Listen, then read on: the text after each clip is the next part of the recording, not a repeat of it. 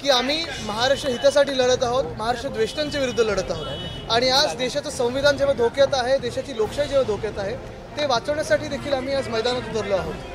ईशान्य मुंबईमधलं जर वातावरण बघितलं तुम्ही स्वतः रॅलीमध्ये सहभागी झाला होता, कसं वाटतंय? वातावरण खूप चांगलं आहे। संपूर्ण मुंबईत देखील आपण पाहत असाल महाविकास आघाडी संपूर्ण महाराष्ट्रात जास्तीत जास्त जागा जिंकून येईल आणि म्हणूनच आपण पाहताय भाजपकडून जास्तीत जास्त सभा आणि यंत्रणा इथे लावली जाते।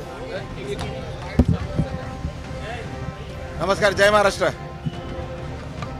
आपण बघताय का सकाळपासून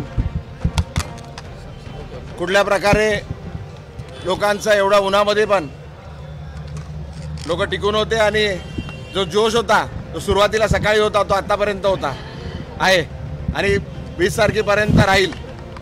चांगल्या प्रकारे काँग्रेस, राष्ट्रवादी काँग्रेस, समाजवादी पार्टी, आप आणि शिवसेना सर्व मित्रपक्ष मिळून चांगल्या प्रकारे इलेक्शनचा प्रचार अगोदरच चालू केलेला आहे। आज फॉर्म भरायला आलो तेव्हा एक वेगळाच जोश होता, लोक आशीर्वाद देण्यासाठी आले होते आणि भरभरून आशीर्वाद दिलाय आणि चांगल्या प्रकारे आम्ही जातीवादी शक्तींना बाहेर ठेवायचं काम करू। हुकुमशाहीच्या विरोधात लोकशाही अशा प्रकारचे आज या ठिकाणी परिस्थिती आहे।